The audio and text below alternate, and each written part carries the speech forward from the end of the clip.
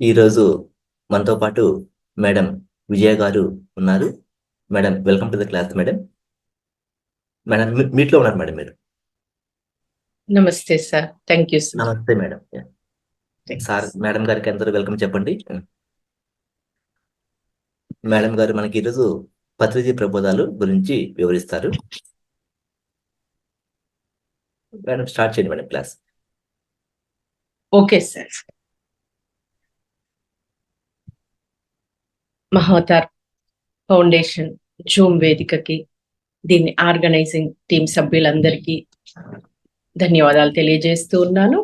ముందుగా మరి మనందరి గురువు మైత్రేయ బుద్ధుడైనటువంటి బ్రహ్మర్షి పితామహ పత్రిజీకి, మాతా స్వర్ణమాల పత్రిజీకి నా యొక్క ప్రణామాలు. మరి సార్ మనకి ఎంతో విస్తారమైనటువంటి జ్ఞానాన్ని, సందేశాలను ఇచ్చి ఉన్నారు. మరి వాటిలో నుండి కొన్నింటిని ఏర్చి కూర్చి ఒక మాలగా చేసి పత్రిజీ ప్రబోధాలు మానవాళికి మేల్కొల్పులు అనేటువంటి ఈ book last year January 27th రోజు కూడల సంగమాలో కర్ణాటక ధ్యాన మహిళా చక్రంలో రిలీజ్ చేసుకోవడం జరిగింది. మరి ఈ బుక్ లో నుండి సారిచ్చినటువంటి సందేశము, మధ్య మార్గము, అన్ని సమస్యలను దూరం చేసే ఉత్తమ మార్గము అనేటువంటి టైటిల్ తో సారిస్తారు. మరి మనం దాన్ని ఈరోజు బంగారు మధ్య మార్గము అనేటువంటి టైటిల్లో సారిచ్చినటువంటి ఆ జ్ఞాన సందేశాన్ని చక్కగా కూలంకషంగా తెలుసుకుందాము. చిన్న సింపుల్ సెంటెన్స్ లోనే మరి ఎంతో విస్తారమైనటువంటి విశేషమైనటువంటి ఆ జ్ఞాన సందేశాలను డే టు డే లైఫ్ లో మనం ఆచరించవలసినటువంటి ఎన్నో విధి విధానాలను మనకు తెలియజేస్తూ వస్తారు సారు. మరి గోల్డెన్ మిడిల్ పాత్, బంగారు మధ్య మార్గము, మధ్య మార్గాన్ని బంగారు మధ్య మార్గం అని ఎందుకన్నారు? మధ్య మార్గము అంటే అటు కాదు ఇటు కాదు, బ్యాలెన్స్డ్ అన్నమాట. 50-50. మనకి ధ్యానంలోకి రాకముందు కేవలము ప్రాపంచిక జీవితం ఒక్కటే తెలుసు, ఆధ్యాత్మికత అంటే మనకి తెలియదు. ఎలాగైతే ఒక కాయిన్ కి బొమ్మ బొరుసు రెండు ఉంటాయి కదా, అలాగా మానవుడికి రెండు కోణాలు ఉంటాయి, రెండు పార్శ్వాలు ఉంటాయి. ఒకటి ఆధ్యాత్మికత, రెండు ప్రాపంచికత. మరి ఇవి రెండు ఎలా ఉండాలి అంటే రెండు 50-50 ఉండాలి మన లైఫ్ లో. ప్రాపంచికంగా ఉండాలి, అలాగా ఆధ్యాత్మికతలో కూడా ఉండాలి. యాక్చువల్ గా చెప్పాలంటే ఇవి రెండు వేరు కాదు. ఆధ్యాత్మికత, ప్రాపంచికత అనేది వేరు వేరు ఏమీ కాదు. కానీ మనకి తెలియదు కాబట్టి తెలుసుకోవాలి. ఆధ్యాత్మికత అంటే ఏమో తెలుసుకున్నప్పుడు అప్పుడు ఆధ్యాత్మికతను జోడించి ప్రాపంచిక జీవితాన్ని మనం జీవిస్తాము. సో రెండు 50-50 ఉండాలి.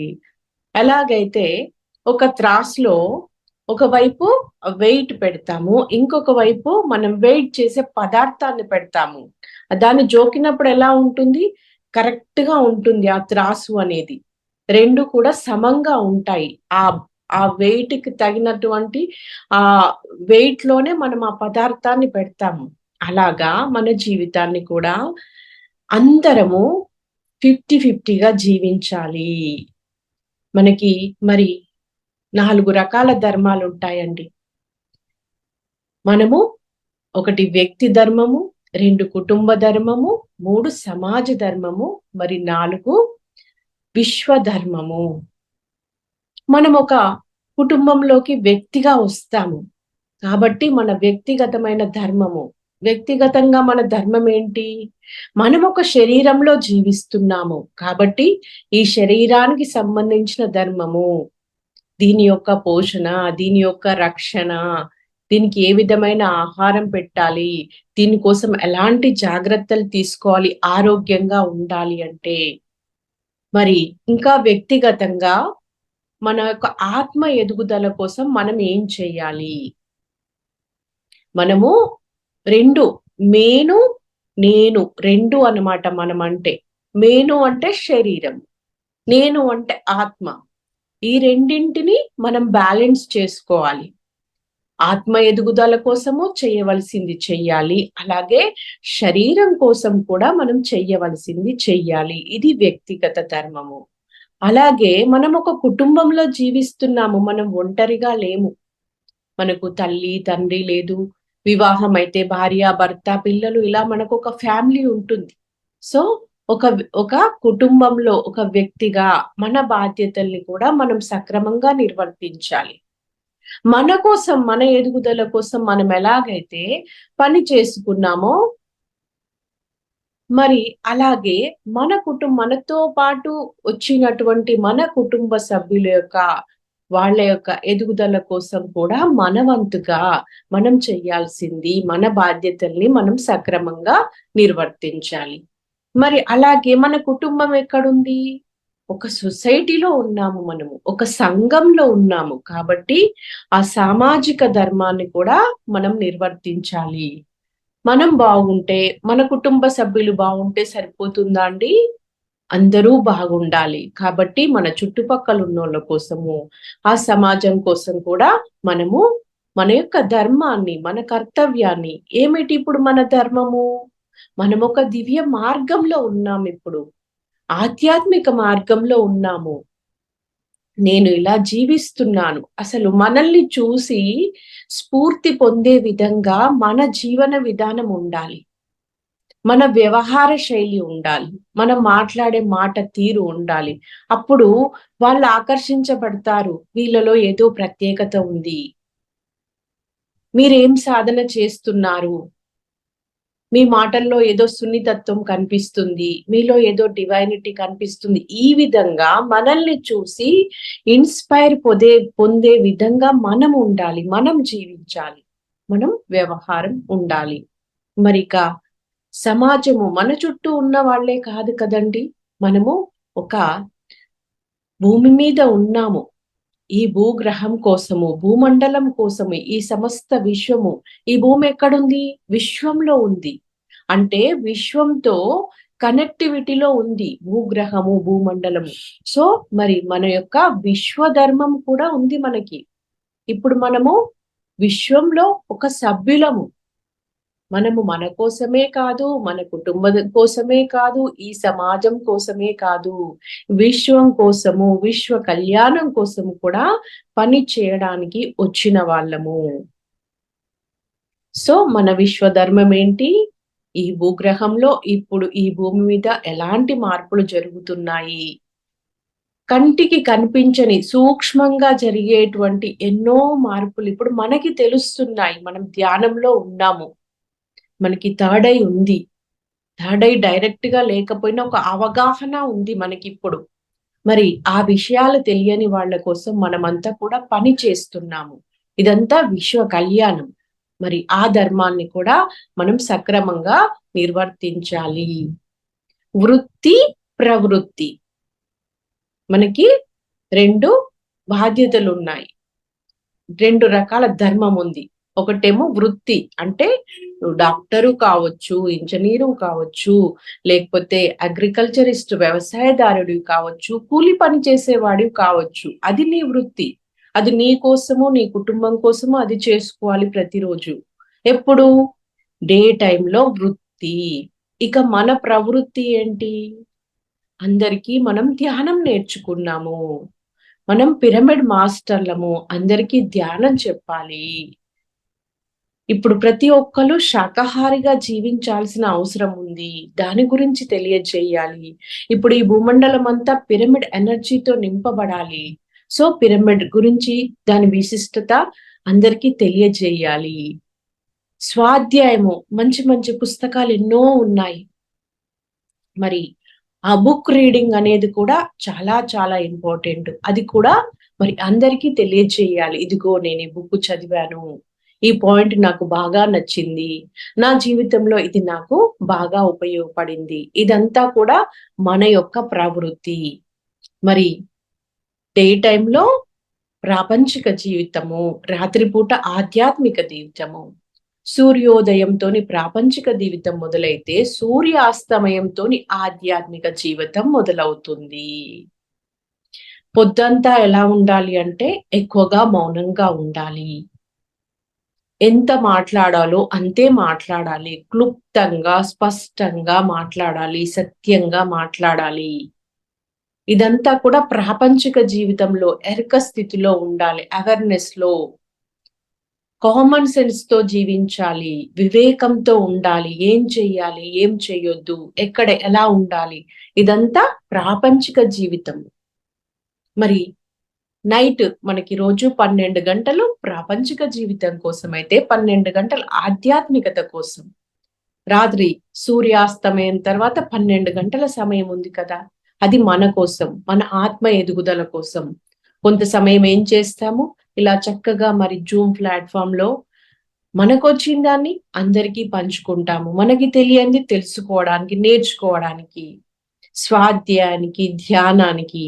ధ్యానం చేస్తాము, హాయిగా కూర్చుంటాము, చక్కగా కూర్చుంటాము, ధ్యానం చేస్తుంటాము. నిద్ర వచ్చింది అనుకోండి, కాసేపు నిద్రపోతాము, పడుకుంటాము, కాసేపు మళ్ళీ లేస్తాము, మళ్ళీ సాధన మొదలు పెడతాము. లేదు మనకేదన్నా స్పిరిచువల్ వర్క్ ఉందనుకోండి, కూర్చొని చేస్తాము. ఇది రాత్రుళ్ళు మనకి ఒక సామెత ఉంది, రోగి, భోగి, యోగి, ఈ ముగ్గురు రాత్రిళ్ళు మెలకువతో ఉంటారంట. రోగేమో అతడికి శరీరంలో అవస్థ ఉంటుంది కాబట్టి నిద్ర పట్టకుండా మెలకువతో ఉంటాడు, దగ్గుతూ అలాగా. మరి భోగి వాళ్ళు శారీరక పరమైన సుఖంలో ఉంటారు కాబట్టి వాళ్ళు మెలకువతో ఉంటారు. ఇక యోగి అనేవాడు మరి సాధన కోసం మెలకువలో ఉంటాడు. ఈ యోగత్వంలో ఉండడమే ఆధ్యాత్మికత. ఆధ్యాత్మిక మార్గంలో ఉన్నప్పుడు మనం ఏం చేస్తాము, సమయాన్ని వృధా చేసుకోము. అనవసరమైన ఉబ్బుసుపు పోని కబుర్లు మనము చెప్తూ కూర్చోవడం కానీ, వింటూ కూర్చోవడం కానీ చెయ్యము. ఇప్పుడు ఒక వ్యక్తి కుటుంబం కోసము, తన కోసము డబ్బులు సంపాదిస్తున్నాడు ఎంతో కష్టపడి. ఒక్కొక్క చెమట బిందువు ద్వారా ₹1 వస్తుంది. అలాంటి డబ్బును వాళ్ళు ఎలా ఖర్చు పెట్టాలో అలాగే చూసుకొని మరీ ఖర్చు పెడతారు. విచ్చలవిడిగా ఖర్చు పెట్టరు. అంటే వాళ్ళు డబ్బు విలువ తెలుసుకున్నారు. మరి మనం ఇక్కడ ఏం తెలుసుకున్నాము? మాట యొక్క విలువ తెలుసుకున్నాము, సమయం యొక్క విలువ తెలుసుకున్నాము, ఆలోచన శక్తిని తెలుసుకున్నాము. ఆలోచన ద్వారా, మాటల ద్వారా మనం ఎంతో కష్టపడితేనే మరి శక్తి వస్తుంది. ఇక్కడ ఊరికేనే రావట్లేదు. మనము ఎంతో నిష్ఠగా ఉండి, శ్రద్ధగా ఉండి, అంకిత భావంతో మనం ఒక సమయాన్ని కేటాయించినప్పుడే ఆ విశ్వమయ ప్రాణశక్తిని మనం పొందగలుగుతున్నాము. మరి అలా పొందిన దాన్ని వృధా చేసుకుంటామండి? చేసుకోం కదా. ఒక్క డ్రాప్ కూడా వేస్ట్ కానీయము. ఆలోచనకి శక్తి ఖర్చు అవుతుంది. ఎక్కువ ఆలోచనలు చేస్తే, ముఖ్యంగా అనవసరమైన ఆలోచనలకు, అలాగే అనవసరమైన మాటలు మాట్లాడినప్పుడు మన శక్తి వృధా అవుతుంది. కళ్ళు 2 మూసుకున్నప్పుడు ఏం జరుగుతుంది అంటే, వేళ్ళలో వేలు పెట్టుకున్నప్పుడు 10% శక్తి ఆదా అవుతుంది, సేవ్ చేసుకుంటాము. కాల్ క్రాస్ చేసుకున్నప్పుడు ఇంకొక 10% శక్తిని మనం సేవ్ చేసుకుంటాము. అలాగే కళ్ళు 2 ఎప్పుడైతే మూసుకుంటామో 80%, 80% శక్తి ఆదా అవుతుంది. అందుకే మనం ఏం చేస్తాము, ప్రయాణం చేసినా చక్కగా కళ్ళు మూసుకొని శ్వాసను గమనిస్తాము. ఎక్కడన్నా ఎక్కువ సమయం స్పెండ్ చేయాల్సి వచ్చిందనుకోండి, కూర్చుంటాము, ఏదో ఒక ప్లేస్ లో వెళ్ళి కూర్చొని మనం శక్తిని ఆదా చేసుకుంటాం. ఈ టెక్నిక్ మనకు తెలుసు.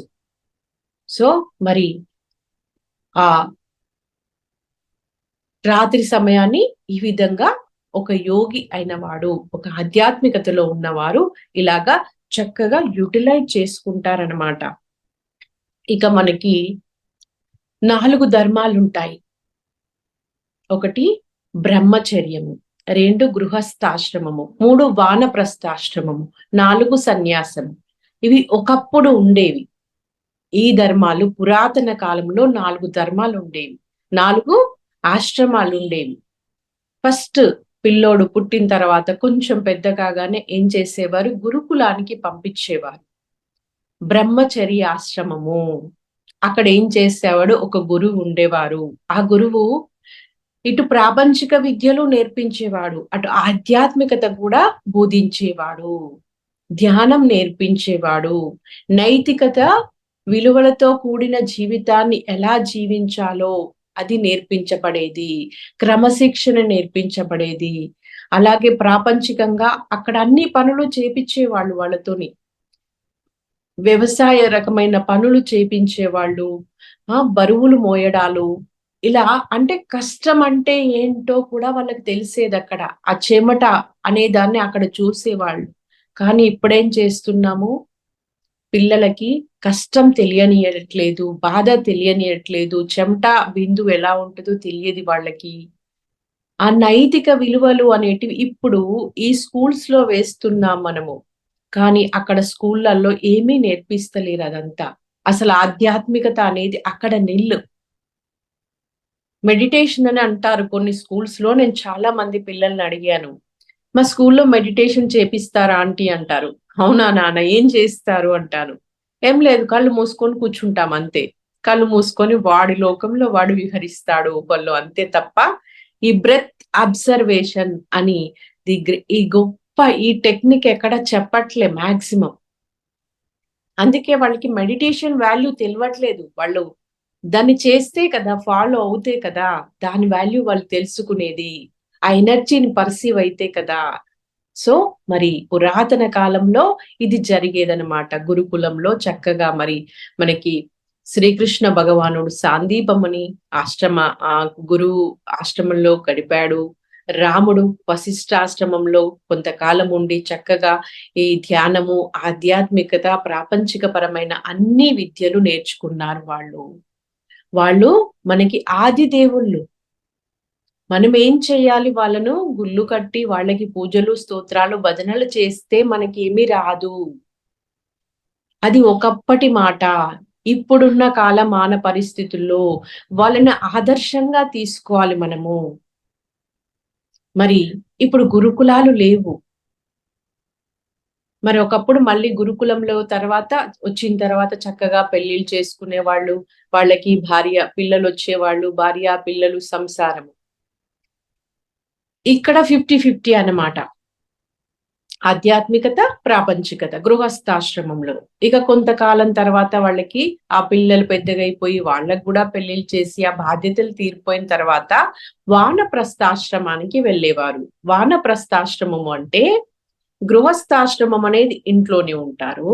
వానప్రస్థాశ్రమంలో ఊరు విడిచి బయటకి వెళ్ళడము, వనంలోకి వెళ్ళడము, అడవుల్లో గడపడము, భార్యాభర్త ఇద్దరు ఆ గ్రామాలకు అందుబాటులో ఉండి వాళ్ళ సర్వీస్ చేస్తూ వాళ్ళ ఆధ్యాత్మిక ఎదుగుదల కోసం వాళ్ళు కొంత సమయం ఇచ్చుకునేవాళ్ళు. ఇక్కడ ఫస్ట్ ఎలా ఉంటుంది అంటే 60-40 అంటే ఇక్కడ కాస్త ప్రాపంచికత తగ్గుతది. అలాగా 70-30 ఆధ్యాత్మికత 70%, ప్రాపంచిక 30% లాగా వచ్చేస్తారు వీళ్ళింకా జీవన విధానం అంతా కూడా. మరి ఈ వానప్రస్థాశ్రమం తర్వాత మళ్ళీ సన్యాసాశ్రమంలోకి వెళ్ళేవారు. సన్యాసము అంటే సమ్యక్ న్యాసము, సరి అయినది వదిలిపెట్టడము. సన్యాసము అంటే బట్టలు మార్చుకోవడం కాదు, వేషం మార్చుకోవడం కాదు, విభూది రేఖలు పెట్టుకోవడం కాదు, రుద్రాక్ష మాలలు వేసుకోవడం కాదు. సన్యాసము అంటే లోపల ఆత్మవత్ జీవితాన్ని జీవించడము. సమ్యక్ న్యాసము సరి అయినది వదిలిపెట్టమన్నారు. ఇక్కడ ఏంటి సరి అయినది? ఈ ప్రాపంచికంగా మన మైండ్ ను డైవర్ట్ చేయాలి, అంతర్ముఖం చెయ్యాలి. నేను ఈ శరీరం కాదు, నేను ఆత్మ పదార్థాన్ని అనే ఆ సత్యాన్ని తెలుసుకొని ఆత్మవత్గా జీవించడమే సన్యాస జీవితము. ఇక సన్యాస జీవితంలో ఫ్యామిలీకి దూరంగా ఉంటారు. ఒంటరిగా భార్యాభర్త ఇద్దరు కూడా విడిపోయి వాళ్ళు ఆ వానప్రస్థాశ్రమం వరకు ఏ జ్ఞానాన్నైతే వాళ్ళు పొందిండ్రో, ఏ సాధనలైతే చేసి మరి దాన్నంతా ప్రపంచానికంతా తెలియజేయడమే సన్యాసాశ్రమ ధర్మం అన్నమాట. ఇది ఒకప్పుడు. మరి ఇప్పుడు అది సాధ్యం కాదు కాబట్టి మనము ఏం చేస్తున్నాము? మనకన్నీ ఒకటే దగ్గర. బ్రహ్మచర్యము గృహస్థాశ్రమంలోనే, వానప్రస్థము గృహస్థాశ్రమంలోనే, తర్వాత సన్యాసము కూడా గృహస్థాశ్రమంలోనే. ఇంట్లోనే ఉంటాము. ఇక్కడే మన ఇల్లే గురుకులము. మన గురువు ఎవరు? మన తల్లి తండ్రి మనకి గురువు, భౌతిక గురువులు. అలాగే మరి ఆధ్యాత్మిక గురువు మన శ్వాస. తల్లిదండ్రుల ద్వారా మనం శిక్షణ పొందాలి ఇక్కడ. ధ్యానం నేర్చుకోవాలి, నైతిక విలువలను తెలుసుకోవాలి, క్రమశిక్షణ నేర్చుకోవాలి. మరి ఇదంతా నేర్పిస్తున్నారా? సెల్ ఫోన్లు ఇస్తున్నారు, వీళ్ళు ఎంజాయ్మెంట్ వీళ్ళు చేస్తున్నారు, టీవీల ముందు కూర్చోబెట్టి వాళ్ళ ఎంజాయ్మెంట్ వాళ్ళు చేస్తున్నారు. మనము జ్ఞానంతో కూడి ఉన్నప్పుడే మన పిల్లలని సరిగ్గా పెంచగలుగుతాము. మనము వదులుకోవాలి, కొన్ని పేరెంట్స్ చాలా మటుకు వదులుకోవాలి పిల్లల కోసము. వదులుకున్నప్పుడే వాళ్ళకి 100% వాళ్ళకి న్యాయం చేకూర్చగలుగుతాము. మన బాధ్యతలు మనం సక్రమంగా నిర్వర్తించగలుగుతాము. ఇంట్లో ఎలాంటి ఎన్విరాన్మెంట్ ఉండాలి? పాజిటివ్ వైబ్రేషన్స్, డివైన్ వైబ్రేషన్స్ ఉండాలి. చక్కటి సంగీతం ఉండాలి. ఎప్పుడూ కూడా జ్ఞానవంతమైన చర్చలు జరుగుతూ ఉండాలి. కలిసి ధ్యానం చెయ్యాలి, కలిసి భోజనం చెయ్యాలి, కలిసి ఆటలు ఆడుకోవాలి, అన్ని చెయ్యాలి. కానీ అక్కడ అన్నెసెసరీ ఏదైతే ఉందో దాన్ని పక్కన పెట్టి మనకి, పిల్లలకి, సొసైటీకి, అందరికీ కూడా ఒక హెల్తీ ఎన్విరాన్మెంట్ ని క్రియేట్ చేయాలి. మనం చేసే విధంగా జీవన విధానము ఉండాలి. ఇది మనకి మన PSSM లో మన గురువు గారు మనకి నేర్పించారు. పిరమిడ్ మాస్టర్ల ఇంట్లో వాతావరణం ఇప్పుడు వేరుగా ఉంటుంది. చక్కగా వాళ్ళ ఇల్లే ఒక గురుకులంగా ఉంటుంది. వాళ్ళు ధ్యానం చేస్తారు, పిల్లలతోని చేపిస్తారు, ఇంటికి వచ్చిన వాళ్ళకి కూడా చక్కటి ఎన్విరాన్మెంట్ క్రియేట్ చేస్తారు. వాళ్ళు వెళ్ళిన దగ్గరికి పిల్లల్ని కూడా తీసుకెళ్తారు, చిన్నప్పటి నుండే నేర్పిస్తారు. ఏ గురుకులానికి వెళ్లకుండా వీళ్ళన్నీ నేర్చుకుంటారు ఇంట్లోనే ఉండి. మరి అలాంటి పిల్లలు ఒక స్పిరిచువల్ గ్రోత్ ఎంతో అద్భుతంగా ఉంటుంది. వాళ్ళను ఉద్ధరించుకోవడమే కాదు, సమాజానికి కూడా ఎంతో ఉపయోగపడతారు వాళ్ళు. అలాంటి ఒక జాతిని మనం తీసుకురావాలంటే ముందు మనము జ్ఞానులం, ఆత్మ జ్ఞానులమై ఉండాలి. ఆధ్యాత్మికత కూడా మన లైఫ్ లో పార్ట్ అయిపోవాలి. మరి ఇది PSSM గురించి మన సార్ చెప్తారనమాట. PSSM అనేది పిరమిడ్ మాస్టర్లు ఎలా ఉండాలనే దాన్ని సార్ ఏం చెప్తారు అంటే, భారతదేశానికి ఆదర్శము, ప్రపంచానికి ఆదర్శము, విశ్వానికి ఆదర్శంగా ఉండాలి మన పిరమిడ్ మాస్టర్లు అని చెప్తారు. డియర్ ఫ్రెండ్స్, మరి మనల్ని మనం చెక్ చేసుకుందాము. మనం అలా ఉన్నామా? లేదు అనుకో, ఇంకా ఏం చేయాలి, ఎలా ఉండాలి, నా లోపల ఏం లోపాలు ఉన్నాయి, ఏం గుణదోషాలు ఉన్నాయి, ఫస్ట్ ఫైండ్ అవుట్ చెయ్యాలి, తర్వాత యాక్సెప్ట్ చెయ్యాలి. అంతే. మార్పు అనేది అది న్యాచురల్ గా జరుగుతుంది. ఎక్కడ మిస్టేక్ జరుగుతుంది అంటే, మనల్ని మనం చెక్ చేసుకోము, మనల్ని మనం అంగీకరించము. ఎందుకంటే మనము ఉన్నతంగానే ఉండాలి అనుకుంటున్నాము, ఉంటున్నాము. ఉండాలి అంటే మరి ఉన్నదాన్ని ఉన్నట్టుగా స్వీయ పరిశీలన, యాక్సెప్టెన్సీ, ఇది చాలా ఇంపార్టెంట్. ఎప్పుడైతే యాక్సెప్ట్ చేస్తామో అప్పుడు మార్పు అనేది జరుగుతూ ఉంటుందన్నమాట. సో మరి ఇంకా చక్కటి మనకి ఎప్పుడు 5 ఫింగర్స్ కాన్సెప్ట్ ద్వారా సార్ ఎన్నో అద్భుతమైన విషయాలు చెప్పారు కదా. మరి ఇక్కడ కూడా చేతి యొక్క 5 వేళ్ల ద్వారా ఇంకా ఈ మధ్య మార్గం గురించి సార్ తెలియజేస్తారనమాట. మరి దీంట్లో ఈ 5 ఫింగర్స్ లో ఈ ఫింగర్ వచ్చేసి భుక్తి, ఇది శరీరానికి సంబంధించింది. రెండో ఫింగర్ ఉంగరం వేలు వచ్చేసి రక్తి, ఇది మనసుకు సంబంధించింది. ఈ మిడిల్ ఫింగర్ వచ్చేసి యుక్తి, ఇది బుద్ధికి సంబంధించింది. ఈ ఫింగర్ వచ్చేసి శక్తి, మరి ఇది ధ్యానానికి సంబంధించింది. ఇక తంబు ఫింగర్ వచ్చేసి ముక్తి, ఇది సేవకు సంబంధించింది. మరి మనం అందరం ఏం కోరుకుంటాము? నాకు ముక్తి కావాలి అంటే నాకు దుఃఖం వద్దు, కష్టం వద్దు, నష్టం వద్దు అని కోరుకుంటాము. ఆరోగ్యంగా జీవించాలి, ఆనందంగా జీవించాలి, ఇదంతా ముక్త స్థితి. ఓకే. మరి ముక్తి రావాలి అంటే మనకి ఫస్ట్ శక్తి కావాలి. దానికోసమే ధ్యానం చెయ్యాలి. ఇక ఈ 5 ఫింగర్స్ లో ఏ వేలు పొడుగ్గా ఉంది? ఈ మిడిల్ ఫింగర్ కదా. ఇది గోల్డెన్ మిడిల్ పాత్ కి సింబల్ అన్నమాట. ఈ యుక్తి ఎప్పుడైతే అంటే మన బుద్ధి ఎప్పుడైతే వికసిస్తుందో అప్పుడు మిగతావన్నీ ఈ రెండింటిని ప్రాపర్ గా చేస్తాం మనం. ఈ భుక్తి అనేది యుక్తితో కూడి ఉండాలి. ఏం తినాలి, ఎంత తినాలి, శరీరానికి ఎంత సుఖం అవసరము, ఎంత నిద్ర అవసరము, అలాగే ఈ మైండ్ కూడా యుక్తితో కలిసి చెయ్యాలి పని. ఎంజాయ్మెంట్, ఎంటర్టైన్మెంట్ కూడా ఎంత వరకు ఉండాలి మనకి? అంతే ఉండాలి. ఉండాలి అంటే యుక్తితో కూడి చెయ్యాలి. యుక్త యోగము అంటారు దీన్ని. ఇక ఇవి 3 పర్ఫెక్ట్ గా ఉండి పర్ఫెక్ట్ గా చేయాలి అంటే మనం పనులు మనకి శక్తి కావాలి, జ్ఞానం కావాలి. అవి 2 ధ్యాన సాధన ద్వారా వస్తాయి. ఆధ్యాత్మిక మార్గంలో ఉన్నప్పుడు వస్తాయి. ఆ శక్తి మనం ఎప్పుడైనా ఏదైనా ఇండికేట్ చేస్తే ఇలా చూపుడు వేలు చూపిస్తాము. రే సరిగా ఉండు, సరిగా నడు, సరిగా పని చెయ్యి అన్నింటికి దీన్ని చూపిస్తాము. అంటే దీన్ని పొందుతూ ఉండాలి మనము. ఎప్పుడైతే శక్తిని పొందుతూ ఉంటామో యుక్తితో జీవిస్తామో మన జీవనాన్ని. కామన్ సెన్స్ ఉంటుంది మనకి, వివేకము ఉంటుంది, విచక్షణ ఉంటుంది. దానికోసము ఇది తప్పనిసరి. ఇక ఎప్పుడైతే మనకి యుక్తి బాగా ఉంటుందో అప్పుడు మనం ఏం చేస్తాము? ఇంకా అందరికీ మనం నేర్చుకున్న దాన్ని మనం అందరికీ పంచుతాము, సర్వీస్ చేస్తాము.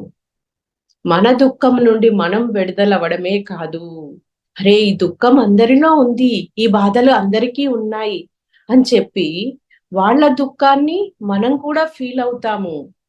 ఒక జంతువును చంపినప్పుడు దాని బాధను నేను ఫీల్ అయ్యానండి. ఎప్పుడు ఫీల్ అవుతాం మరి? మనము ఆ ఏకత్వ స్థితిలో ఉన్నప్పుడు, ఆ దివ్యత్వంలో ఉన్నప్పుడు, కరుణతో ఉన్నప్పుడు దాని బాధ మన బాధగా మనం ఫీల్ అవుతాము. సార్ ఎన్నో సార్లు అది ఫీల్ అయ్యారు, చాలా ఫీల్ అయ్యారు కాబట్టి వారి లోపల ఆ కరుణారసం కావచ్చు. ఒక్కొక్కసారి ఆ చూస్తున్న దాన్ని, ఆ మనుషుల యొక్క స్థితిని చూసి వారికి క్రోధము కూడా వచ్చేది. ఎందుకంటే మంచిగా చెప్తే వినట్లేదు.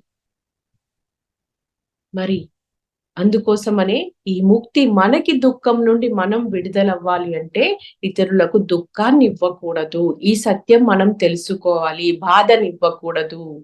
మనం ఏది కోరుకుంటామో దానిని మాత్రమే మనం ఇతరులకి ఇవ్వాలి. ఇది ఫస్ట్ ప్రైమరీగా మనం తెలుసుకోవాల్సినటువంటి విషయం అన్నమాట. సో దీంట్లో ఈ భుక్తి కూడా, ఇది భుక్తి కంటే మరి ఈ రక్తి ఇంపార్టెంట్, ఈ రక్తి కంటే యుక్తి ఇంపార్టెంట్, యుక్తి కంటే మరి శక్తి ఇంపార్టెంట్, శక్తి కంటే ముక్తి ఇంపార్టెంట్. ప్రతిదీ కూడా ఒకదానికంటే ఒకటి ముఖ్యమైంది కాబట్టి అన్నీ ఉండాలి మనకి, దేనిని కూడా వదిలిపెట్టరాదు. అదే middle path, the golden middle path, ఒక గొప్ప మార్గము ఈ మధ్య మార్గం అనేది. అతి సర్వత్రా వర్జయేత్ అని చెప్తారు. అది ఎక్కడా ఉండకూడదు. ఏదైనా కూడా యుక్తంగా ఉండాలి. దీనికోసము మరి ఒక చక్కటి శ్లోకంలో కూడా మనకి శ్రీకృష్ణ పరమాత్మ ఈ సత్యాన్ని తెలియజేస్తారు. మధ్య మార్గం అనేది ఆ శ్లోకం ప్రతిబింబిస్తుంది మనకి. యుక్తాహార విహారస్య యుక్త చేష్టస్య కర్మసు యుక్త స్వప్నావబోధస్య యోగో భవతి దుఃఖః. యుక్తాహారము, యుక్తము అంటే సరి అయినది, బ్యాలెన్స్డ్ గా ఉండేది. యుక్త ఆహారము, యుక్త విహారము, యుక్త స్వప్నము, అవబోధ, అవబోధ అంటే ధ్యానము. ఏది కూడా పొలోమని చెయ్యరాదు. ఎంత చేయాలో అంతే, ఎంత తినాలో అంతే తినాలి, ఎంత నిద్రపోవాలో అంతే నిద్రపోవాలి, ఎంత ధ్యానం చేయాలో అంతే ధ్యానం చెయ్యాలి, ఎంత సేవ చెయ్యాలి, సేవ కూడా తన్ను మాలిన ధర్మం పనికిరాదంటారు. అంటే మన వ్యక్తిగతమైన ధర్మాన్ని మనం నిర్వర్తించుకుంటూనే మనకి కూడా ఈ శరీరానికి కూడా అతిగా కష్టపెట్టకూడదు, మనసును కూడా అతిగా శ్రమింప చేయకూడదు. దీన్ని కూడా చూసుకోవాలి, బ్యాలెన్స్డ్ గా ఉండాలి, ఏది కూడా అతిగా చేయరాదు.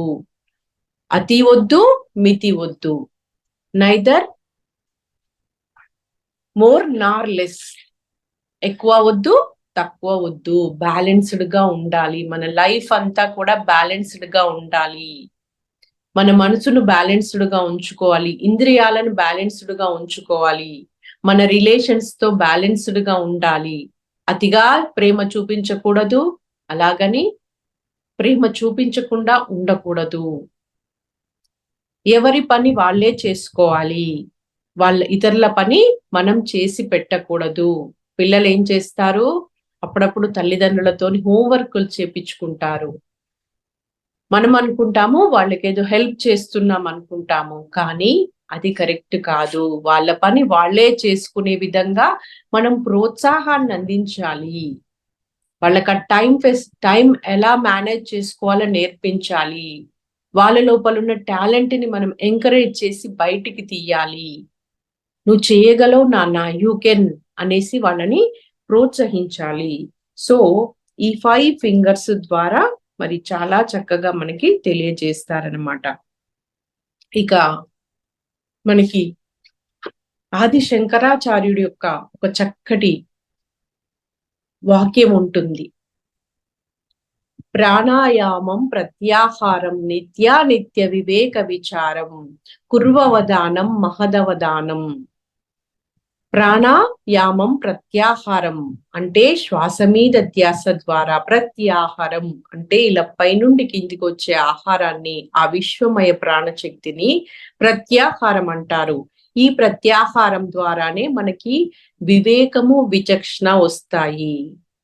అప్పుడే మరి మన అవధానము, కుర్వవధానము అంటే మనము ఆ ధ్యానము, ఈ యోగము, ఇవన్నీ కూడా బ్యాలెన్స్డ్ గా ఉండగలుగుతాము. ప్రాపంచికము, ఆధ్యాత్మికము రెండు కూడా ఆ బ్యాలెన్స్డ్ గా చేయగలుగుతాము, మధ్య మార్గంలో ఉండగలుగుతాము అని చెప్పి మరి ఆది శంకరాచార్య చెప్తారు. ఇంకొక అద్భుతమైన శ్లోకము మనకి శ్రీకృష్ణ పరమాత్మ చెప్పినటువంటి శ్లోకం ద్వారా కూడా సారు ఈ మధ్య మార్గాన్ని ఎంతో అద్భుతంగా మనకి తెలియజేస్తారు. అదే మరి ఏంటంటే, యా నిశా సర్వభూతానాం తస్యాం జాగర్తి సంయమి యస్యాం జాగ్రతి భూతాని సా నిశా పశ్యతే మునేహే. యా నిశా సర్వభూతానాం. సార్ ఒక 5 minutes ముందు చెప్పండి సార్ నాకు. యా నిశా సర్వభూతానాం అంటే అన్ని ప్రాణులకు ఏదైతే రాత్రి ఉందో, తస్యాం జాగర్తి సంయమి యోగికి అది పగలుతో సమానం. అందరూ పడుకునే సమయాన్ని ఒక యోగి ఏం చేస్తాడంటే ఇంకా ఎక్కువగా అవేర్నెస్ తో ఉండి, మెలకువగా ఉండి ఆ సమయము తన సాధనకి ఉపయోగించుకుంటాడు. యస్యాం జాగ్రత్త భూతాన్ని సా నిశా పశ్యతే మునేహ. మరి ఈ పగలు సమయంలో ఎలా ఉంటాడు అంటే ప్రాపంచికంగానే ఉంటాడు. తన వృత్తిని, తన ధర్మాన్ని అంటింటిని నిర్వర్తిస్తూ ఉంటాడు. ఇక్కడ కూడా తను ఏమీ వెనక్కి తగ్గి ఉండడు. ప్రాపంచికంగా చేయాల్సినవన్నీ కూడా చక్కగా నిర్వర్తిస్తాడు. ఎలాగా? డిటాచ్డ్ గా ఉండి చేస్తాడనమాట. డే టైంలో ఎక్కువగా మౌనంగా ఉంటాడు, ఎక్కువగా పని చేస్తాడు ఇక్కడ, కానీ తనతో తాను ఉంటాడు ఇక్కడ కూడా. కానీ రాత్రి సమయాన్ని మాత్రము చక్కగా మరి తను ఏం చేస్తాడంటే తన ఆత్మ కోసము, ఆత్మ ఎదుగుదల కోసము, అందరి కోసము ఏ రకంగా ఇంకా సాధన చెయ్యాలి, పని చెయ్యాలి, చక్కగా ఆ సమయాన్నంతా ఉపయోగించుకుంటాడు అని చెప్పి ఎంతో అద్భుతంగా తెలియజేస్తారు సార్ ఇక్కడ. యా నిశా సర్వభూతానాం తస్యాం జాగర్తి సంయమి యస్యాం జాగ్రత్త భూతాని సా నిశా పశ్యతే మునేహ. అంటే ఒక మునిలా జీవిస్తాడంట డే టైంలో. ముని అంటే మౌనంలో ఉండేవాడు ముని. రాత్రిపూట యోగి, పొద్దంతా ముని. పొద్దంతా మౌనము ఎక్కువగా, రాత్రిలు ఎక్కువగా ధ్యానము. ఈ విధంగా చేసినప్పుడు మరి ఆ వ్యక్తి యొక్క జీవితము ఎలా ఉంటుంది? సమగ్రంగా ఉంటుందన్నమాట. బ్యాలెన్స్డ్ గా ఉంటుంది. ఇదే the great golden middle path, బంగారు మధ్య మార్గము. మరి ఇక కొందరు పండితులు మనకి కొన్ని సిద్ధాంతాలు చెప్పారనమాట. చార్వాక సిద్ధాంతం ఏం చెప్తుంది అంటే, ఈ జగత్తు అంతా జగత్తే సత్యము, బ్రహ్మ మిథ్య అని చెప్తాడు. అంటే వాళ్ళు ఈ ప్రాపంచికంగా ఉన్న వాళ్ళనమాట.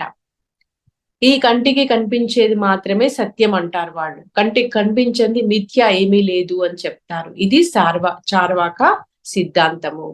మరి ఇంకా కొందరు ఏం చెప్తారు అంటే, ఈ జగత్తు మిథ్య, బ్రహ్మే సత్యము అంటారు. ఇక బుద్ధ ప్రబోధిత సిద్ధాంతం ఏం చెప్తుంది అంటే, జగత్తు మిథ్య అంటుంది, బ్రహ్మ మిథ్య అంటుంది. కానీ మన గురువు గారు చెప్పినటువంటి గొప్ప సిద్ధాంతము, మన పిరమిడ్ సిద్ధాంతం ఏంటి అంటే, జగత్తు సత్యము, బ్రహ్మ సత్యము. ఎందుకు అనే దానికి ఇక్కడ మనకి ఒక ఉపనిషత్తులోని చక్కటి శ్లోకం ద్వారా తెలియజేస్తారు. ఓం పూర్ణమద పూర్ణమిదం పూర్ణాత్ పూర్ణముదచ్యతే పూర్ణస్య పూర్ణమాదాయ పూర్ణమేవావశిష్యతే. ఓం శాంతి శాంతి శాంతి. ఓం పూర్ణమద పూర్ణమిదం అంటే ఒక పూర్ణంలో నుండి ఇంకొక పూర్ణాన్ని బయటికి తీసినప్పటికీ అక్కడ మళ్ళీ అది పూర్ణంగానే ఉంటుంది.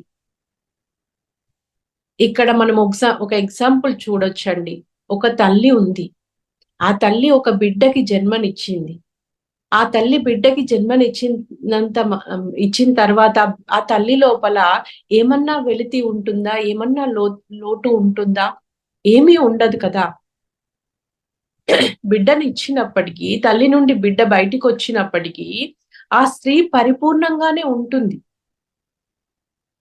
ఈ సృష్టికర్త వేరు కాదు. సృష్టికర్త ఒక్కటే. అందుకే మన PSSM philosophy, new age philosophy ఏంటి అంటే, జగత్ సత్యం, బ్రహ్మ సత్యం. కంటికి కనిపించేది సత్యమే, కంటికి కనిపించింది కూడా సత్యమే. కంటికి కనిపించనంత మాత్రాన లేదు అని కొందరు వాదిస్తూ ఉంటారు. అది కాదు, రెండు కూడా సత్యమే. రెండు వేరు కాదు. యాక్చువల్ గా ఇక్కడ ఒక్కటే అవి రెండు. కానీ మనము అర్థం చేసుకోవడానికి కోసం వేరుగా చూస్తున్నాము. చెట్టు, విత్తనము రెండు ఒక్కటే. చెట్టు నుండే విత్తనం వచ్చింది, విత్తనం నుండే చెట్టు వచ్చింది. మరి ఇక్కడ ఒకటి రామకృష్ణ పరమహంస చెప్పినటువంటి చక్కటి వాక్యాలు ఏంటి అంటే, ఒక పండితుడు కావచ్చు, ప్రాపంచికంలో ఉన్న వాళ్ళు కావచ్చు, వాళ్ళందరూ కూడా ఒక సున్నాతో సమానము అని చెప్తారు. సున్నాకి ఏమన్నా వాల్యూ ఉంటుందా? ఏమీ ఉండదు. దానికి పక్కన ఒక అంకెను చేర్చినప్పుడు మాత్రమే సున్నాకి వాల్యూ ఉంటుంది. ఈ ప్రాపంచికంగా ఉండడం వల్ల అది అసంపూర్ణం అవుతుంది. జీవితం పరిపూర్ణం కాదు.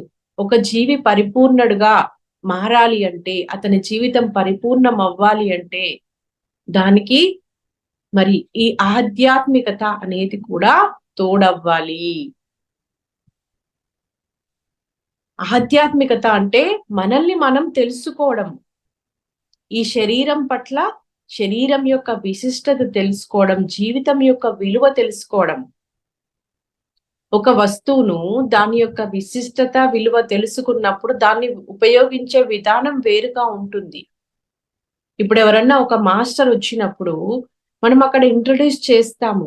చేసినప్పుడు మన లోపల ఆ శ్రద్ధ వేరుగా ఉంటుంది. వాళ్ళ గురించి కొంచెం తెలిసినప్పుడు ఓహో వీళ్ళిదా సార్ వచ్చినప్పుడు మనం ఎంత అలర్ట్ గా ఉంటాము, ఒళ్ళంతా చెవులు చేసుకుంటాము. చెవులు ఒక్కటే కాదు, అక్కడ నుండి ఏమొస్తుందా, ఏమి రాలుతుందా, ఏ రత్నం వస్తుందా అని. ఎందుకంటే మనం తెలుసుకొని ఉన్నాము, మనకు అనుభూతి ఉంది, మనకు అనుభవం ఉంది. మరి అలాగా యోగము అంటే ఈ ఆధ్యాత్మికత ఉన్నప్పుడే యోగత్వంలోకి వస్తాం మనము. ఆధ్యాత్మికత లేకపోతే కేవలము ప్రాపంచికత ఒక్కటే ఉంటే అది అసంపూర్ణమవుతుంది. శరీరం యొక్క విశిష్టత తెలుసుకున్నప్పుడే దీన్ని శ్రద్ధగా చూసుకోగలుగుతాము. ఇది మానవులు తయారు చేసింది కాదండి, ఇది పరమాత్ముడి సృష్టి. ఇది సృష్టి జరిగిన తర్వాత కూడా ఇది స్థితిలో ఉంది అంటే ఈ శరీరం జీవంతో ఉన్నప్పుడు కూడా లోపల ప్రకృతి దేవత నుండి మనకి పనిచేస్తూ ఉన్నారు. మరి ఆ దైవ శక్తుల యొక్క సహాయం మనకి ప్రాపర్ గా అందాలి అంటే దీన్ని యొక్క విశిష్టత తెలుసుకోవాలి. దానికోసం మరి మనం దీన్ని ఏ రకంగా పోషించాలి, ఆ పోషణ కోసం మనం ఏ రకమైన ఆహారం ఇవ్వాలి, అదే ఇవ్వాలి ఇక్కడ. మనము సరికాని ఆహారం ఇచ్చినప్పుడు ఆ ఏంజిల్స్ ప్రకృతి దేవతలు మనకి సహాయం చేయరంట. పెట్రోల్ తో నడిచే కారులో డీజిల్ పోస్తే ఇంజన్ ఏమవుతుంది, పాడవుతుంది కదా, కొద్ది రోజులకు కంప్లీట్ గా పనిచేయకుండా పోతుంది. మనది కూడా ఆర్గానిక్ సిస్టమ్ తో పనిచేస్తుంది ఈ శరీరము. మరి ఈ జీవితం ఎంత విలువైంది.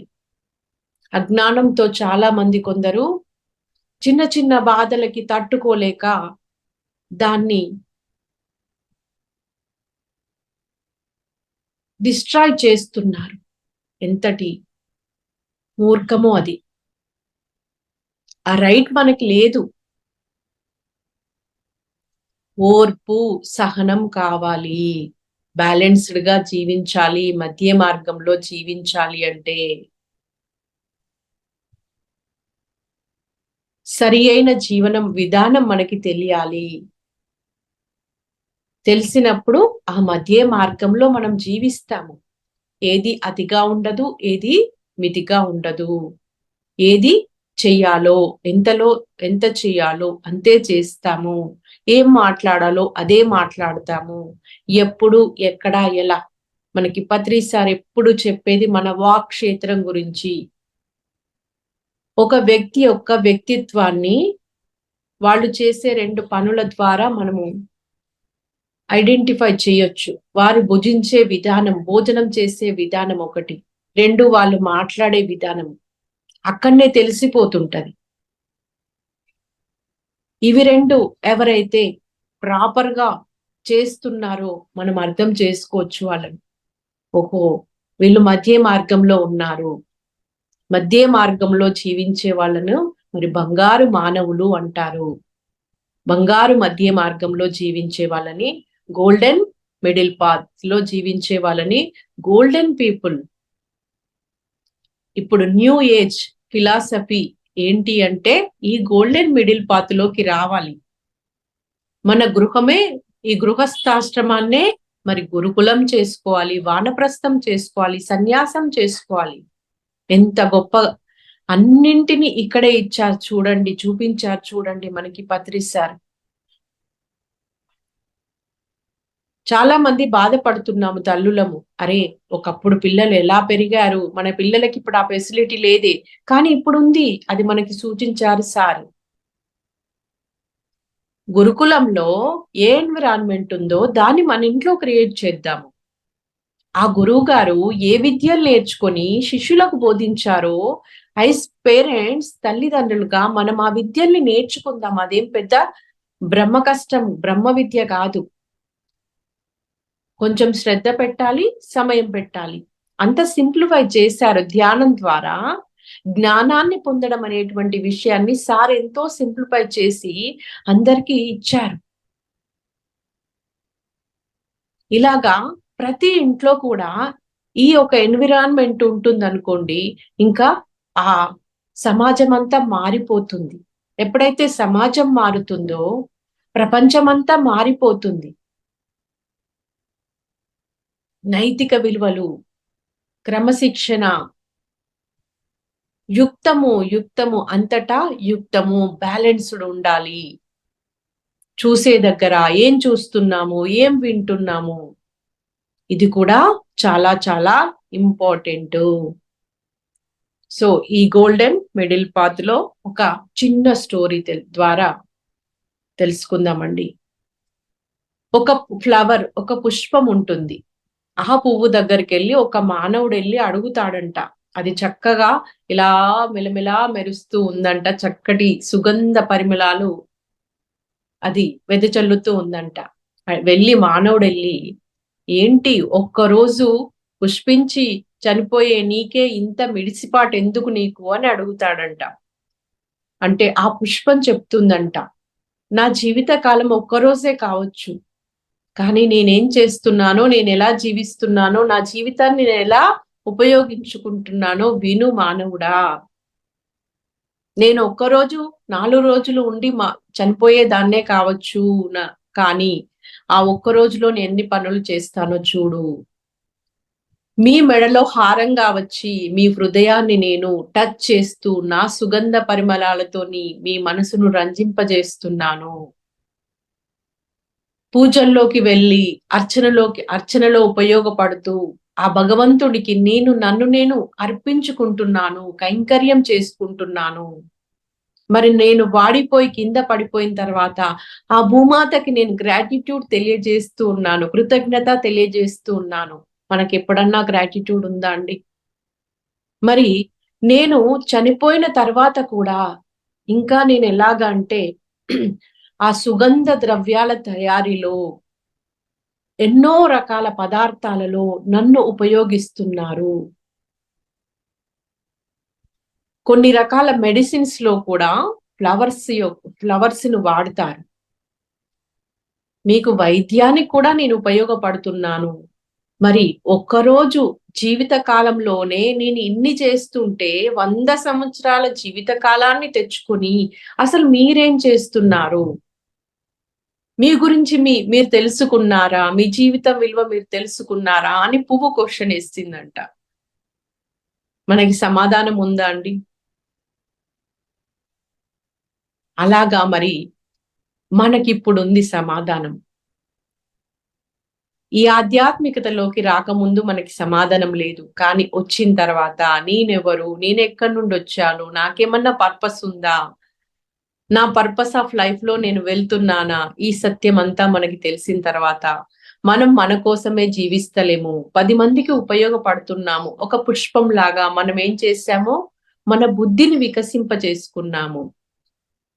ఆ యుక్త యోగంలోకి వచ్చాము, మిడిల్ పాత్ లోకి వచ్చి మన బుద్ధిని మనం వికసింప చేసుకొని, ఎలాగైతే పుష్పము తన యొక్క సుగంధ పరిమళాలను వెదజల్లుతూ అందరికీ ఆ మానసికమైనటువంటి ఉల్లాసాన్ని ఇస్తుందో, ఆ విధంగా మనం కూడా ఆ జ్ఞానం అనేటువంటి సుగంధ పరిమళాలను అందరికీ పంచుతున్నాము.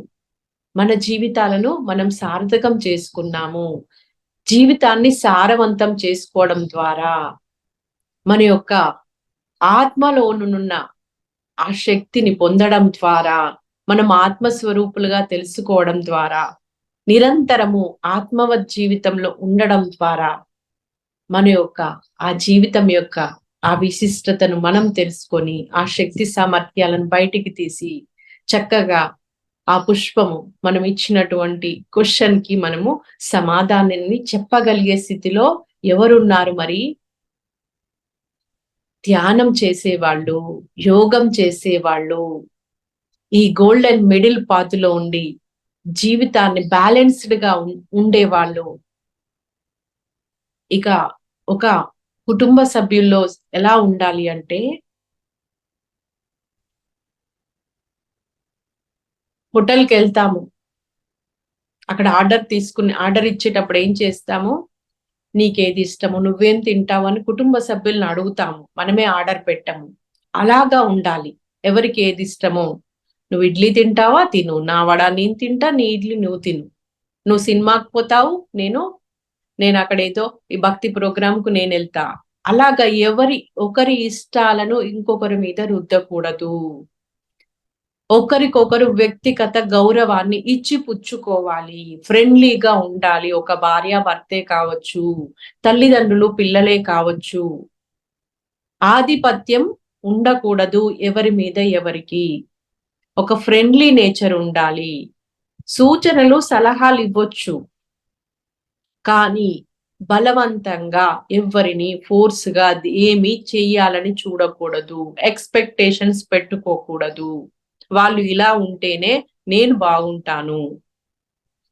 నువ్వేం చేస్తావో అది నీకు సంబంధించింది. ఇతరులు ఏం చేస్తారో అది వాళ్ళకి సంబంధించింది. ఇది మిడిల్ పాత్ అంటే.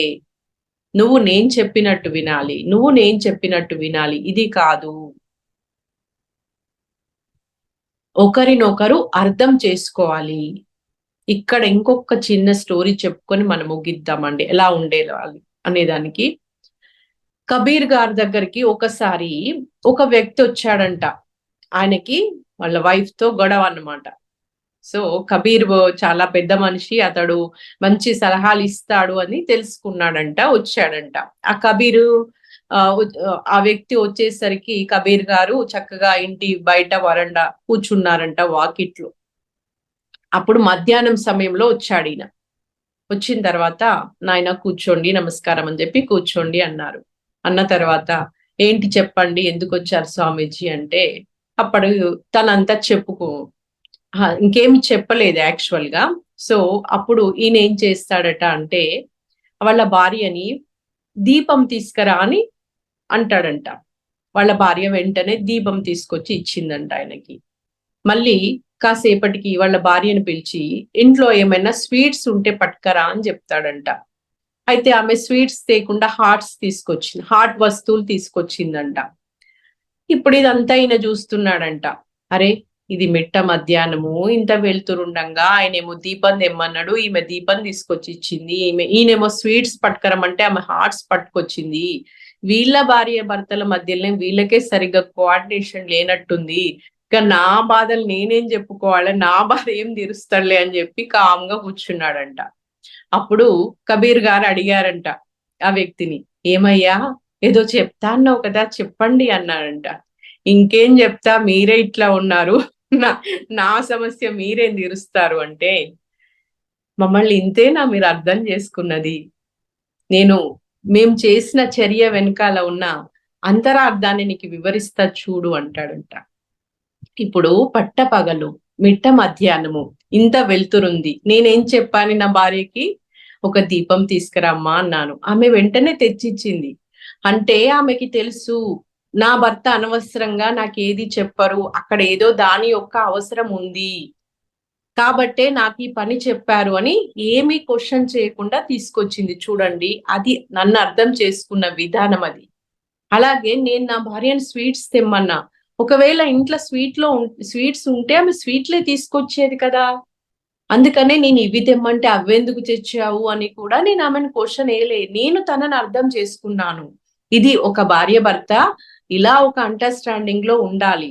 అంతేకాని వాళ్ళను డౌట్ పడుతూ, వాళ్ళ ఫోన్లు వీళ్ళు చూస్తూ, వీళ్ళ ఫోన్లు వాళ్ళు చూస్తూ ఇలా గోటితో పోయేదాన్ని ఎక్కడికి విడాకుల దాకా తీసుకెళ్తాము.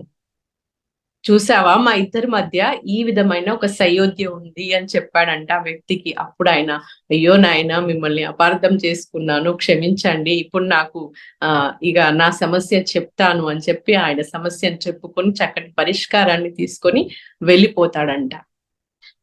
కబీర్ గారు గృహస్థ జీవితంలో ఉండే వాళ్ళకందరికీ చాలా ఆదర్శం అండి. మనం కబీర్ యొక్క జీవితాన్ని అందరము తెలుసుకోవాలి. గొప్ప వాళ్ళ జీవితాలను అందరము తెలుసుకోవాలి.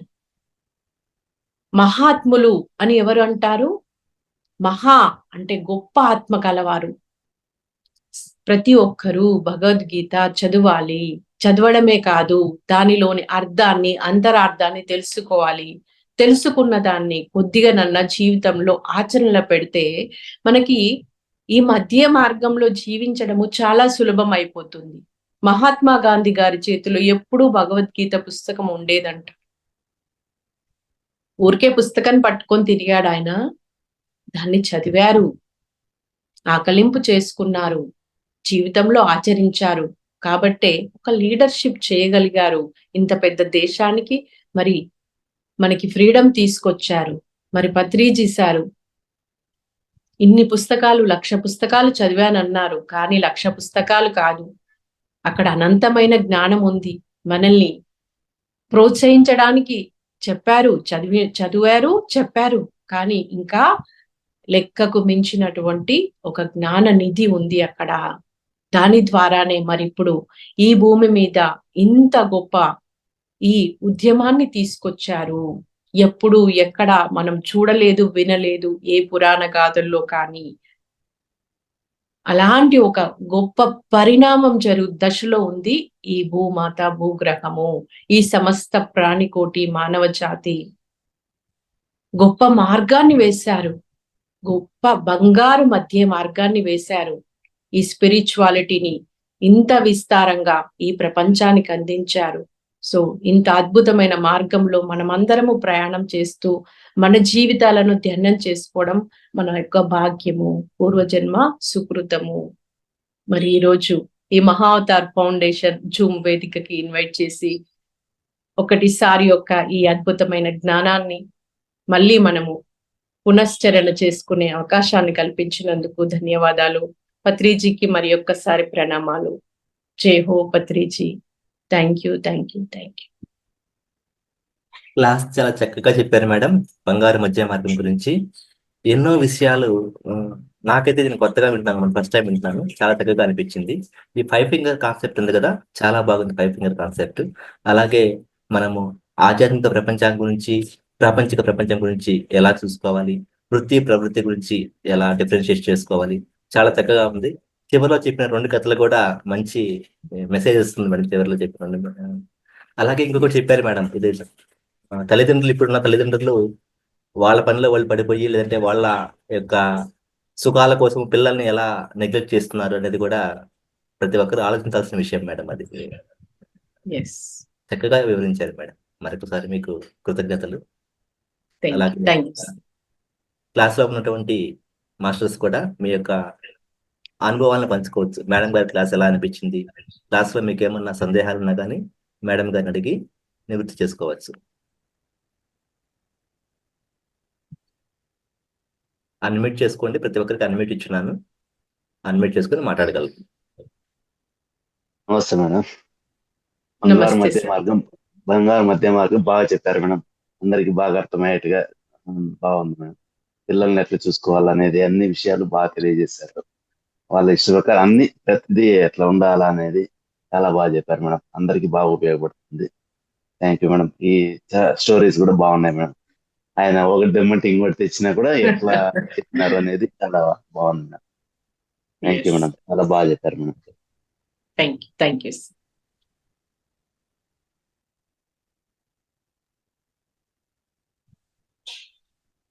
మీరందరూ చాలా ఇంట్రెస్టింగ్ గా, శ్రద్ధగా వింటున్నారు సార్. అది బాగా నచ్చింది నాకు కూడా ఇక్కడ ఈ జూమ్ లో.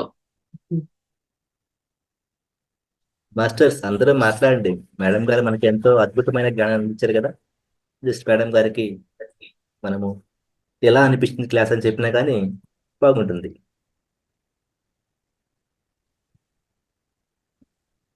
వీడియోస్ కూడా ఆన్ చేసుకుని ప్రయత్నించండి, అన్మ్యూట్ చేసుకుని మాట్లాడండి.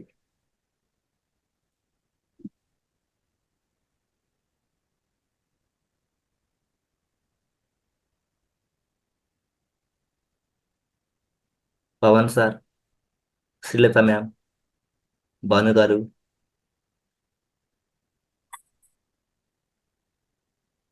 వసంతి మ్యామ్,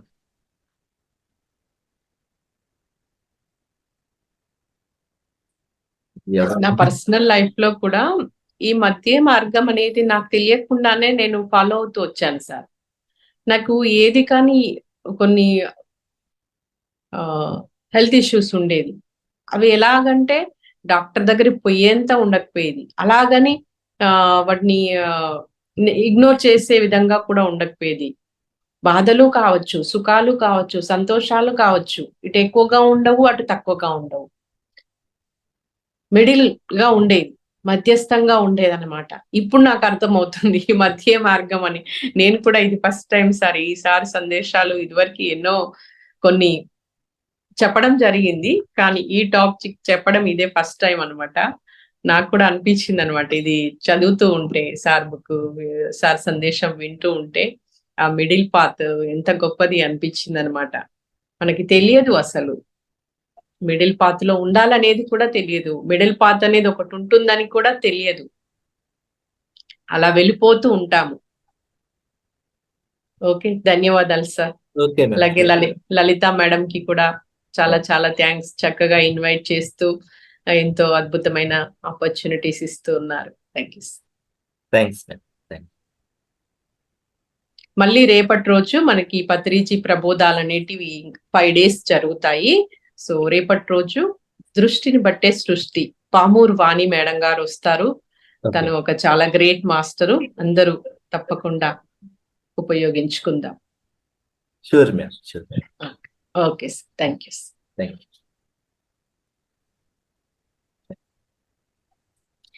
ధ్యానం చేద్దామా సార్ 5 minutes? యా మాస్టర్స్, అందరూ ఒక లాస్ట్ 5 minutes ధ్యానం చేద్దాము. ప్రతి ఒక్కరు ధ్యాన స్థితిలో కూర్చోండి. మౌన ధ్యానం చేద్దాం, సరేనా?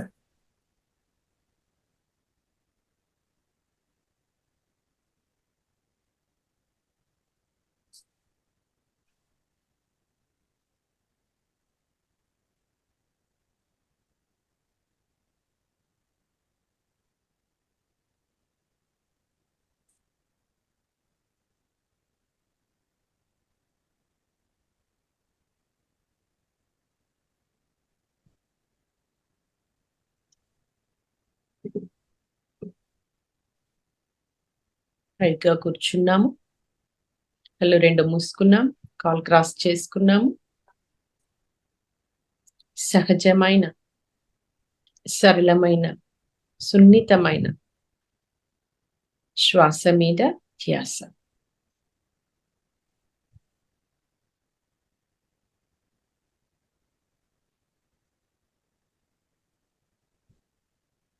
ఇప్పటి వరకు విన్న విషయాలన్నీ చక్కగా ఇంకా అబ్జర్వ్ చేసుకుందాం ధ్యానం ద్వారా.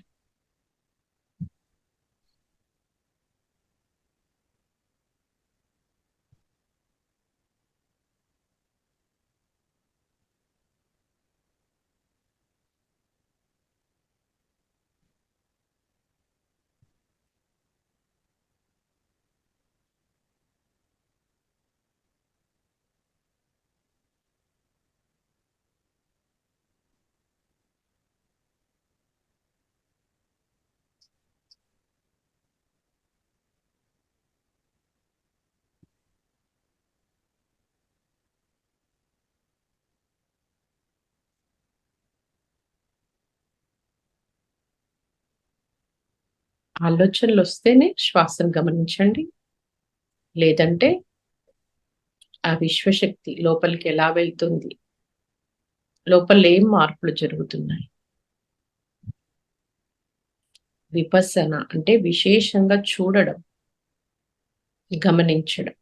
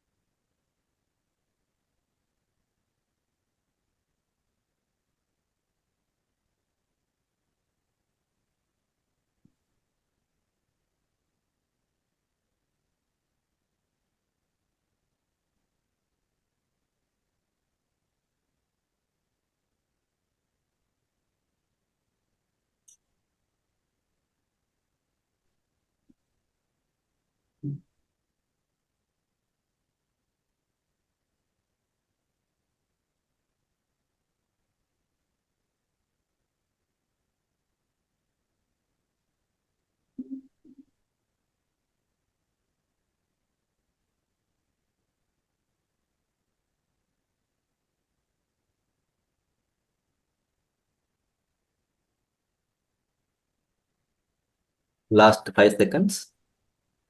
5, 4, 3, 2, 1, 0. నెమ్మదిగా మీ 2 చేతులను తీసుకొని మీ 2 కళ్ళ మీద ఒక 5 సెకండ్ల పాటు అలాగే ఉంచండి. 5, 4, 3, 2, 1, 0. నెమ్మదిగా మీ చేతుల్ని కళ్ళ నుంచి తీస్తూ చిరునవ్వుతో చూసుకోండి. ఇంతవరకు మనము అద్భుతమైన ఆధ్యాత్మిక జ్ఞానాన్ని ధ్యానం చేశాము. అందరం ఒకసారి క్లాప్ చెప్తాము. అలాగే మేడం గారికి కూడా థ్యాంక్స్ మేడం మరొకసారి. తిరిగి Thank you. సాయంత్రం క్లాసులో మళ్ళీ కలుసుకుందాము. అంతవరకు సెలవు. Have a good day.